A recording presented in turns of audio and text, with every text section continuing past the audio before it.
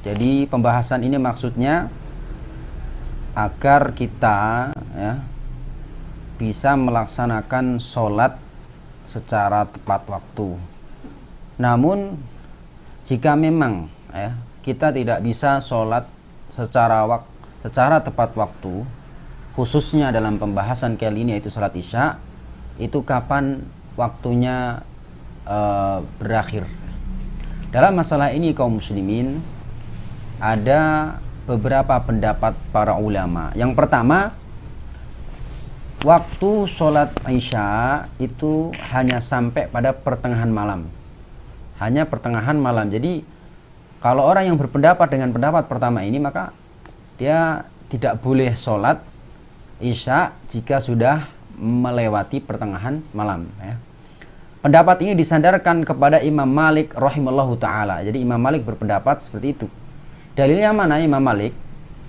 Yaitu ada satu hadis sahih yang berbunyi, dan waktu sholat isya hingga pertengahan malam. Hadis riwayat Muslim. Hadis ini dijadikan dalil Imam Malik bahwa sholat isya sampai pertengahan malam saja. Pendapat kedua, waktu sholat isya hanya sampai pada munculnya fajar ya.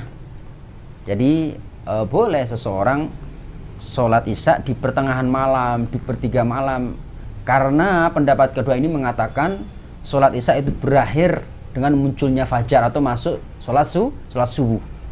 Ini adalah pendapat Imam Dawud Adz-Dzahiri rahimahullah ta'ala, seorang ulama madhab Dzahiri. Dan ulama ini juga punya dalil ya.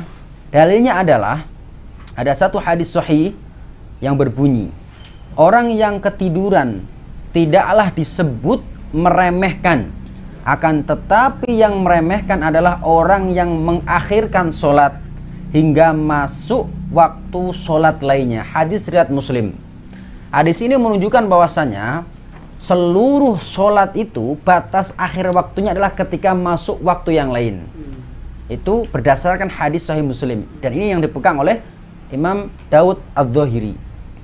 Kemudian pendapat ketiga, waktu sholat isya sampai sepertiga malam ya, sepertiga malam. Ini adalah pendapat Imam Syafi'i, Imam Abu Hanifah, dan yang masyhur di madhab Imam Malik rahimahullah ta'ala, mayoritas.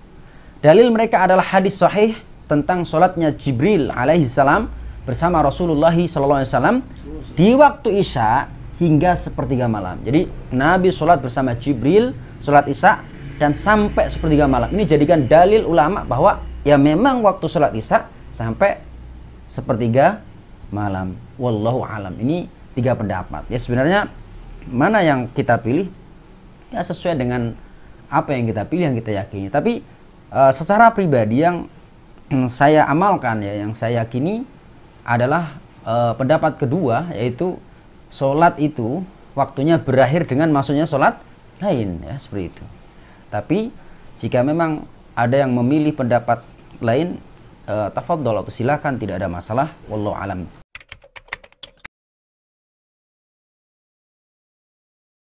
Misalnya si fulan dia tertidur atau karena kesibukan urusan keduniaan atau urusan-urusan lainnya sehingga lupa sholat. Tahu-tahu sudah masuk waktu sholat lain ya. Pertanyaannya, boleh nggak dia mengqadha, tapi kebetulan ternyata itu adalah waktu yang terlarang ya. Namun sebelumnya saya sampaikan bahwa sebagaimana dijelaskan dalam hadis yang sahih, kapan itu waktu terlarang? Ada tiga kondisi. Pertama, ketika matahari terbit dan bersinar hingga meninggi. Jadi kalau matahari baru terbit itu tidak sholat, tapi ditunggu sampai meninggi. Waktu kedua yang terlarang, ketika tengah matahari hingga matahari tergelincir. Itu yang kedua. Ketiga, ketika matahari condong ke barat hingga tenggelam. Ya, kalau bahasa kitanya habis subuh, pertengahan malam sampai tergelincir, habis asar. Itu waktu terlarang. Pertanyaannya tadi, saya ulangi, boleh nggak orang mengqadha di waktu itu? Ada dua pendapat ulama dalam masalah ini. Pertama, tidak boleh mengqadha ya, pada waktu terlarang. Ya, jadi kalau ada orang yang tertidur atau lupa nggak sholat, baru kemudian bangun mau mengqadha, ternyata waktu terlarang, maka pendapat pertama mengatakan itu tidak boleh, ya, harus nunggu masuk waktu dibolehkannya sholat, ya, seperti itu. Ini adalah pendapat madhab Abu Hanifah dan ulama-ulama yang sependapat dengannya. Imam Abu Hanifah, dalilnya adalah pertama, sesungguhnya Nabi ketika ketiduran, ya, dan tidak mengerjakan sholat pada waktunya, beliau memilih untuk mengakhirkan sholat hingga matahari terlihat putih. Hadis riwayat Muslim. Jadi Nabi pernah tertidur sholat, kebetulan bangun di waktu terlarang, maka Nabi mengakhirkannya, menundanya sampai pada waktu yang tidak terlarang. Hadis kedua, diriwayatkan dari Abu Bakrah, sesungguhnya ia pernah tertidur dan dalam daliyah ini adalah pekarangan yang disiram dengan air timba. Lalu kemudian ia terbangun dari tidurnya ketika matahari telah berada di sebelah barat. Kemudian ia menunggu hingga matahari terbenam. Setelah itu ia baru melaksanakan sholat. Ya, jadi ditunda, ya, ditunda, tidak langsung sholat karena saat bangun waktu terlarang. Hadis riwayat Ibnu Abi Syaibah. Dua hadis ini yang dijadikan dalil oleh madhab Abu Hanifah bahwa tidak boleh mengqadha sholat wajib yang tertinggal di waktu terlarang. Pendapat kedua, boleh, ya. Hal ini sebagaimana yang disampaikan atau dimunculkan dari madhab Maliki, ya, atau dijadikan sebagai pendapat Maliki, Asy-Syafi'i, Ahmad, dan mayoritas tabi'in dan para sahabat, ya. Pendapat ini mayoritas ulama mengatakan boleh mengqadha waktu sholat yang tertinggal karena tidur atau lupa di waktu terlarang, boleh, tidak ada masalah. Mana dalilnya? Yang pertama, ada satu hadis yang masyhur, ya. Biasanya para thalabul ilmi yang membaca kitab tentang sholat biasanya mendapati hadis ini. Rasulullah bersabda, "Man nasiya sholatan falyusalli idza dzakaraha la kaffarata laha illa dzalik."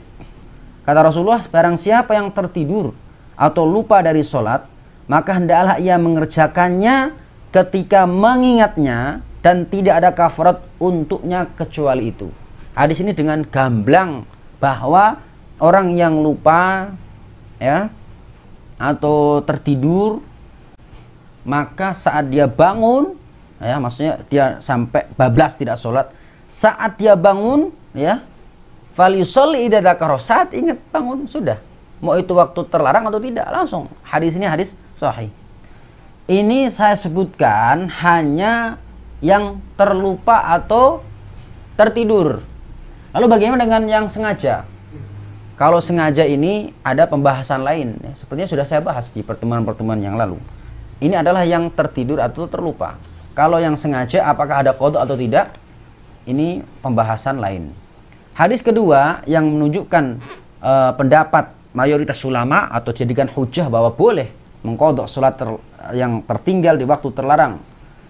Ada hadis Qatadah secara marfu, sesungguhnya kecerobohan dari mereka yang tidak melaksanakan sholat hingga datang waktu sholat berikutnya, ya, itu termasuk kecerobohan.